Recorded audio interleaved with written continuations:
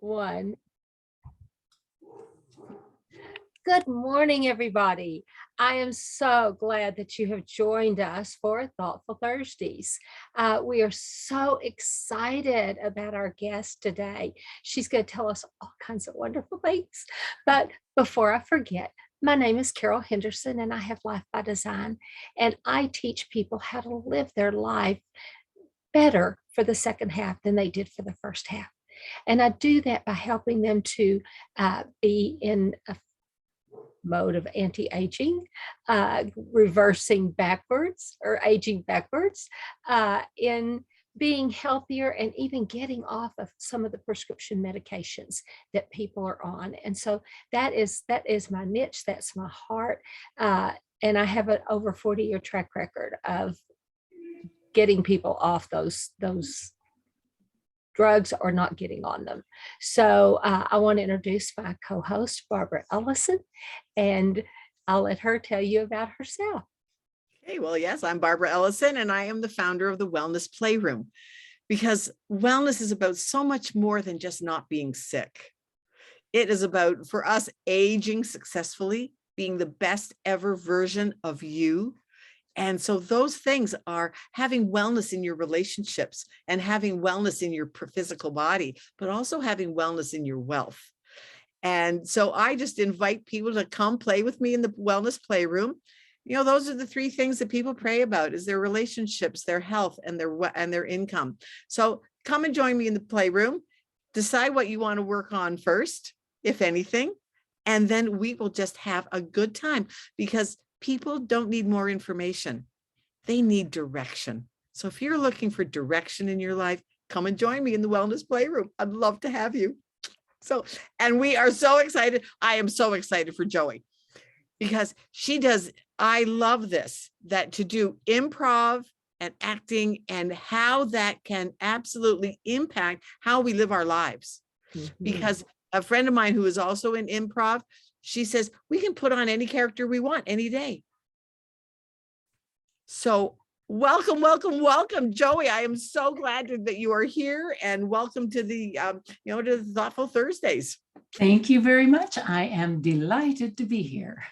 Yeah. So tell us a little bit about you. How number one, how did you get into it? And how do you start people learning about improv and how to use it and those kinds of things? Well, I mean, it's been a while since I have taught improvisation. Okay. I was in a theater company for years. I taught it for years, and I have included it in what I do now, which is emotional intelligence training. I do executive leadership coaching. I work with creatives primarily, and women who are tired of the status quo, who want to really access their own creativity and be able to speak up and take action in the world. So improvisation has always been a really key part of how I teach about emotions and how I help my clients, and it changed my life. So I think everybody should take an improv class. The idea of learning how to be spontaneous and to deal with whatever it is that's happening in the moment is served me very well. I will say that. Right. So tell us a little bit about your backstory. How did you get into it? I'm always fascinated with how people came to be doing what they're doing. Yes, I had moved from Texas. I'm from San Antonio, and I had moved from Texas. Yes, Carol, to Los Angeles area. My sister lived there with dreams of being a movie star. I wanted to be Katharine Hepburn. She was my idol. And so I did get some work, and I was doing improvisational theater, which was a phenomenal experience, but I was also often broke. I was very poor. I was scrapping, barely getting by. And while I had an outward bravado, internally, I had a lot of insecurities and a lot of self-doubt and a lot of self-criticism. And I was standing in my bedroom one day feeling really depressed. I mean, I just felt defeated. I didn't know how to create what it is that I wanted. I knew it was possible, but I just didn't know how. And I was standing there feeling like I'm so miserable. I don't know what to do. And I heard this voice, clear as a bell, in the back of my head saying, God does not mean for you to be miserable. Yep. And I just went, oh, right, of course. Then why am I miserable? And why is my whole family miserable? And why am I here? What is life all about? And in that moment, I set a valve to myself that said, I want to find out what the truth is about life. And I became a seeker. And because I had the improvisation training at that point, and I was performing improv, I just used that as a basis for looking for clues. And it took me on a long journey, but part of that journey was that after a while, I realized that one of my gifts that I was really willing to be able to do was to be in touch with my emotions. No matter how bad I felt, how down I was willing to feel that. And as I felt that, it brought me insight and understanding, and it led me to coaches and therapists and classes and teachers and books. And over time, I became more and more joyful by being willing to feel the full range of my emotions. So that was the seed, the beginning of how I got into what I'm doing now. Very cool. Wonderful. You know, and I think we all start in that kind of place where we have to, it's like kind of like they always say, you have to hit rock bottom in order to go up. Yeah. And so, wow, that Yeah. very cool journey. And I just realized, I'm sorry, we asked you how to say your name and I said it wrong. It's Joy. That's Joy. Well, and I was thinking, joyful joy. Well, Joy. I changed the spelling from Joy to Joie in my high school French class because I felt like a fraud being called Joy. That's how unhappy I was and how disconnected I felt. And so I didn't like my name. So I thought, well, that'll distance me. But somehow I wasn't willing to change it altogether. And now I find that my name is my teacher. That part of my journey in life was to learn how to be joyful. And you were talking, Carol, saying that your focus is to help people have a better second half of life than the first half of life. And that's my life. I'm so much more happier now. I have more fun. I have more joy in my life. As I get older, it just gets better. So, well, and it's sad because so many people, they lose that joy in the second half of their life. They get on the drugs. And I don't mean illicit, I'm talking about prescriptions. But the older you get, the more drugs the doctors push down you. And then the more depressed, the more unable to move and go and do. And I was talking to some girls from my high school class the other day, and, we're looking at having a reunion coming up. And it's like, oh, so-and-so won't come. He's in a wheelchair. Well, so-and-so, their brain isn't really there anymore, and their wife is their caretaker. It just sad stories, and it doesn't need to be that way. no. And what I loved about what you said before we started recording is that you like to help people navigate, which is also what Barbara and I do. You do it differently than we do, but we were all talking about the GPS of life. Yes. And I've heard that term before, and I can't remember what it's in an acronym before. Well, I think different people have used GPS as as a metaphor for what they do. What I have found in my journey with emotions is that our emotions are actually a guidance system. Right. A lot of people don't even know what emotions actually are, and yet they're basically running our lives when we're not conscious about them. And so they're there to actually guide us, not to be a problem. Well, and not to rule over us. Right. We were made, we were created spirit, soul, and body. And our emotions are part of the soul, mind, will, and emotion. And that's supposed to be under the spirit.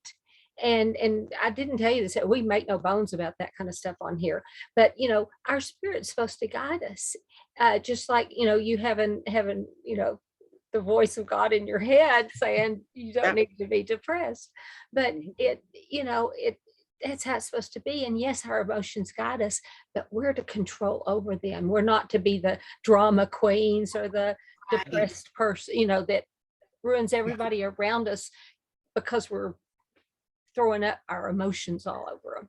Well, that's it. We're supposed to take the information they're giving us and then make a conscious choice. And what I say is that we need to be in dominion of our emotions, Amen. not control, because they're going to come. You can't stop them coming, but it's what you do with them when they do come. Exactly. You let them make the choices for you, or do you listen to the information and then make your own choice? Right. I always hear the analogy that it's not what happens to you, it's how you handle what happens to you. Absolutely. Exactly. Absolutely. And people's fear gets in the way we contract. Emotions are a biological information system. Right. They happen in the body, and we can use our bodies to, and this is where people get tripped up because it can be uncomfortable. And especially when you grow up with being told that's a negative emotion, or you shouldn't be angry, or don't be afraid. You're going to feel all emotions at some point in your life, if not all the time. And it's being present with that energy and allowing it. I also agree, we're spirit, and emotions are part of the way that spirit communicates to us and within us. Right. Yeah. And through us. And through us. Through us. Yes. Yes. Because how you one of the things that is like that I deal with, that I share with people, is like, quit beating yourself up for what you're not. Celebrate the things you are, because by celebrating the things that you are, you give other people around you permission to celebrate who they are. Yes, we have impact. We have impact all the time. Your impact. I think people are not aware how much impact they have on other people. Mm-hmm. Especially women, because we've been a little bit told, Nice girls don't do things like that. Yeah. I was told to, be seen and not heard as a child. And then as a woman, I grew up thinking it's a man's world. Yes. But and for me, one of my things was that nice girls don't build businesses. Being in business? Oh, no, that was. You could become a secretary, but heaven forbid you become the president of the company. Yeah. So, just like, and you don't realize it until you get in touch with it. And then all of a There's sudden, so many things. Yeah. So many, just not even in this area. There's so many things. And we look at families, and they have like a mindset over the family that it's because they grew up being told this is how it is. And another family's this is how it is. And then this is how it is. And so it's we have to find out for ourselves how it is. Exactly. Exactly. I love that you said that. We have to find out for ourselves. right. That's where what is right for me? What is my, I heard a really good thing. It's God already has the finished thing. He's looking for somebody to do it. Oh, I'm saying that a little bit wrong, but it's like this task has already been completed, but there's somebody that has to come along and follow the path and go and get it completed. Right. Or take the inspired action to find the people that are going to help you get there. Yes.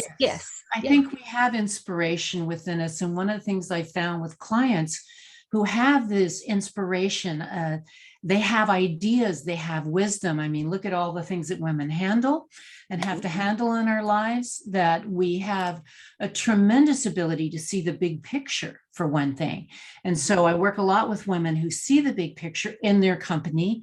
The ones that they work for, I work with a lot of people in the corporate world, and they see what needs to happen, and they have internal doubts about fears of speaking up, or how do I speak up, or how do I say this? I don't want to step on anybody's toes. I don't want to get in trouble, thinking that's almost unconscious at times. And so bringing that out to recognize that it's the internal thoughts and misunderstanding of their own emotions that stops them from taking the action that will have the positive impact that they really want to have. And I love that you're encouraging women to really take steps and take action. to have impact, because we have a lot to offer the world. We do. We do. And I cannot remember, you may know, the woman, she was like a superstar back when we were children. And she actually wrote the code that got the moon. You know who I'm talking about, don't you? Oh, you're talking about Dark hair. And you see her pin. I mean, she was a pinup. She was like, and Audrey Hepburn, your person, worked behind the lines as a courier during World War II. Yeah. Yes, amazing women. I just saw a documentary this last year about the woman you're talking about who had the code. Very intelligent. I hope I'll think of her name, but I may not. Yeah, and she kind of like wrote it on the side between her movies from the way I read it. It's like, and even if it's not writing the code just to go to the moon or save the world, the impact that we have in our personal lives with the family, with children, with neighbors, is so important. There's so much division in the world. And I'm an advocate for working with our emotions as a way to connect us, because it is the thing we share. We have different beliefs. We have different cultures and different ethnicities and all of that. But the thing that we actually do share is we understand when we have grief and sadness, what that's like. We understand what anger is like or what fear is like. And when we can connect on those, not in opposition, but in compassion and understanding, I think that's where we're going to have the most opportunity to shift all of this division that's happening now. And one of my favorite things is a smile. It's a universal language, and it's a ripple effect. You smile at the person in the post office, they may smile at one or two people in the post office. Those people go smile at somebody else, and you don't know how many people you impacted for the better just by a smile, and it's free. And it's free. And that was one of the hardest things for me to ever learn, was to smile first. When I wrote my book, Emotions and Owner's Manual, I thought, oh, the joy section will be the easy part, because I had spent so much time delving into sadness and fear and anger. And so I went into a lot of depth into that. And when I started to write the joy, I ended up spending more time on that section than any other, because I discovered that joy is, there's happiness, but joy is something much richer and deeper than happiness. It's the emotion of connection. And when we connect to ourselves, even when we're sad or when we're angry or when we're upset with something, when we authentically connect to ourselves and not judge, I think we started out talking about self-judgment and self-criticism. When we can be compassionate with ourselves and connect within ourselves, that expands our capacity for joy.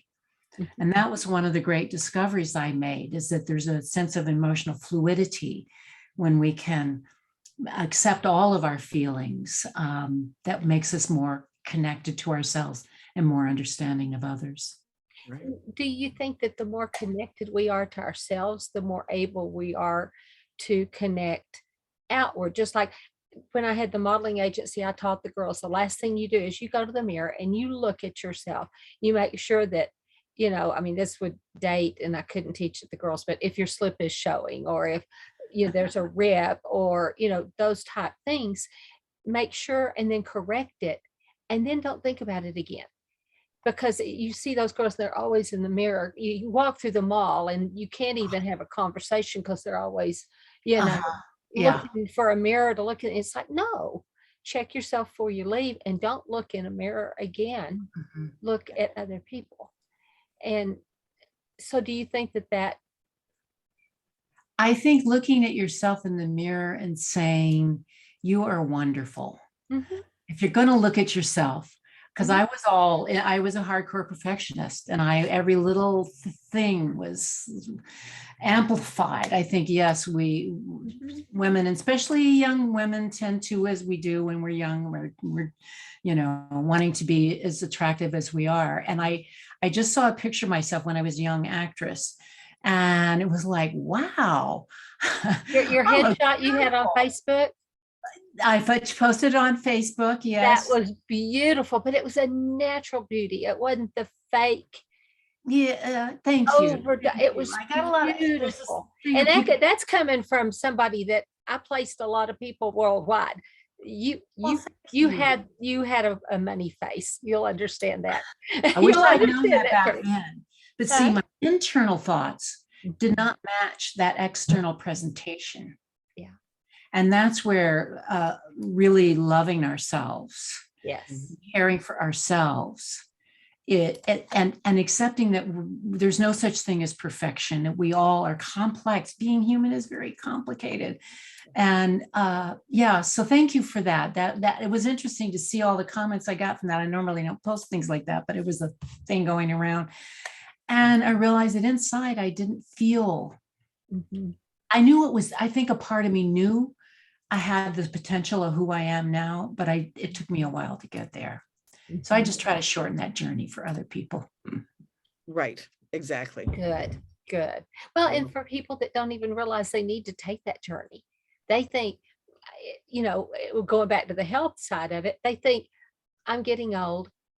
I'm supposed to be sick. I'm supposed to die soon. I've heard gives that. us 120 years. We're not even halfway there yet. We're middle age. I'm 73. Okay. And I haven't been this healthy. I mean, I'm very healthy now. I had some health issues that came up, but I not only dealt with them, physically, I dealt with them emotionally as well. So emotions have a big impact on your physical state. Yeah, that's like my dad. I can remember when he was 90, he had a health challenge. He was in the hospital. He was just feeling awful. And he was kind of like, okay, I'm ready to, and I've lived a good life. Or I think maybe he was 92. And he said, oh, I've lived a good life. So da, da, da, da, da. Well, my oldest sister, and my sister was down visiting me for my birthday in Chicago. We forced drived because my youngest sister called and said, Daddy's not going to make it. You better come home. We forced drived up to Montreal. We did it in like less than 13 hours. And we got up there and we were all around. Just Daddy was like, oh, I think I've lived a good life and da, da, da. My oldest sister looked at him and said, Daddy, what happened to you wanting to have your letter from the Queen? We literally stood there and watched the wheels start to turn. Literally watched the wheels start to turn in his eyes. The eyes are the windows of the soul. Mm-hmm. We saw it in his eyes. The next statement out of his mouth was, I do want my letter from the Queen. Wow. And he lived to be 102. Oh my. He not only got his letter from the Queen, he got a letter from the Prime Minister of Canada, a letter from the Premier of Quebec, and a letter from the Mayor of Dorval, and a letter from the Mayor of Pointe Claire. I have the letter to the letter from the Queen on my wall. Oh, that is fantastic. But that goes to what you're saying, Joy. It's Exactly what we do with those emotions, what we do with those thoughts, taking every thought captive. Exactly. What a great story. That is fantastic. And it's a perfect illustration of our mind, our thinking, our thoughts produce emotions. Mm-hmm. We can think ourselves into a state. Right. Oh yeah. Yes. I mean, it took him 8 months to get well, but we saw the moment when he started to get well. That I talk about pivoting, sometimes you can have the tiniest pivot, and over time, the trajectory of going here or here. Yes. Happens. Well, back to the shuttle, it's off course 90% of the time. When one of these space things, like going to the moon, going to wherever they're going, they are off course 90% of the time. The guys are back there kind of guiding them, just getting them back on course. I wondered how they got there. I've always been so amazed. Yeah, but people go, oh, they think it's just a straight line. But it's like that meme you see about success, that wanders around. but It's a- 90% of the time it's off course. Wow. Yeah. Fascinating. Well, that's like one time, I don't know if you've watched the movie of one of the shuttles, and I don't remember which it was, but their telemetry went down, and they were like, "Oh, what are we going to do? We have nothing to guide the shuttle. What are we going to do?" And finally, one of the little guys says, "Well, they're going to the moon, so just look at the moon. Go hunt." Go point the shuttle towards the moon and figure out how to get the telemetry back up. Point them to the moon. That's where they're going. And it's a life lesson of see where your look at the destination. Yes. You may not know how you're going to get there. You might not know how you're getting there. Yeah. Yeah. Look at the destination. That's where the GPS comes in. Absolutely. Absolutely. That's fantastic. Yeah. Because I think everybody has a vision, desires or longings or ideas or thoughts of whether it's they want a family or they want a career or they want to be famous or they want to, whatever it is, that there's something that's authentic, not from the ego mind, but from the authentic self that is within you. And I think that's where I'm fortunate is that I had a pivotal moment of hearing that voice in my head that put me on a trajectory. And I've had several times when it'd be like, I'd be down in the bottom of the well, like a dark night of the soul kind of thing of thinking, oh my God, it's not going to happen. And every time in that moment when I surrendered and I just let go of all of the yada yada in my head, then something would happen and I would just, like coming up out of the water when you push yourself off the bottom of the pool and you shoot up out of the water and breathing again and on to the next. Yeah. Thing. Absolutely. I love this conversation. I know this has been a fun show. Because this is all about life. Like we talked about at the beginning, people don't need information. They need how to do it. This is the nuts and bolts of how to do it. Yeah. Make a decision. In that, how do people get a hold of you, Joy? Yes. My website is joieseldon.com and it's spelled Joie, like in joie de vivre. So it's JoieSeldon. And if anyone would like to have a complimentary consultation to ask questions or learn more, you can go straight to my calendar at joyetotherescue.com. And again, it's JoieToTheRescue.com. And you can schedule a half-hour consultation with me. And I'm happy to explain more about what I do or answer your questions, or if somebody has something about emotions that they're curious about. I love talking about it. Wonderful. Yeah, and we will put it in the links. And in the meantime, I want to say, please, like, comment, share. That's how we spread this good news around the world, is by you sharing these shows that we do. And so tell your friends.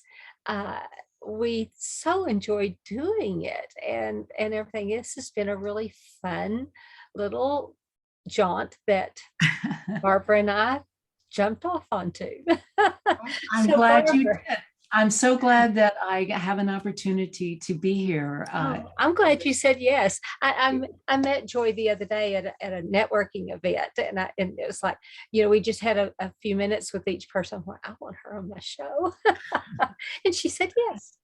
Yes. Thank you. It's been just delightful. Well, thank you. Any last thoughts, Barbara?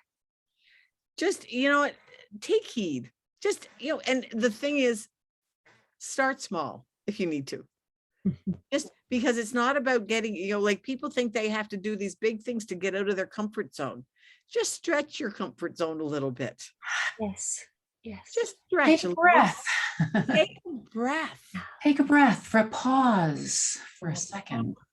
And that's one of the exercises that I do with people is, okay, let's put our feet on the floor. Let's take a breath. Let's close our eyes.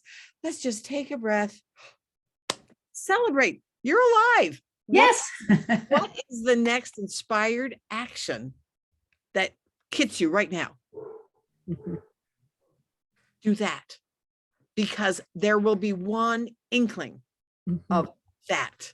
And that one little thing, whether it's to make a post or do a video or call somebody or send somebody a text, whatever that inspired action is in that moment will lead to the next inspired action.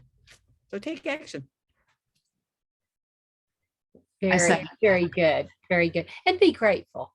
Reach out with those texts. Tell reach out to one person, to two people, saying, thank you so much for, whatever it is. That grateful heart will cause your heart to grow. And if you don't have a dream and if you don't have a vision, ask the Lord to tell you what it is. Yes. Because you had it when you were a child. You dreamed about it, you thought about it. You may not have seen it, like for us, it may not look like what we have now, but we had those dreams and they're somewhere buried in what we do. Right. So check it out. Yeah. You have nothing to lose. You have nothing to lose. Nothing to lose. Give Everything. Joy a call, give one of us a call. We're just delighted to be here and get to bring this to you. So thank you for joining us this morning. Yes. Have a good one.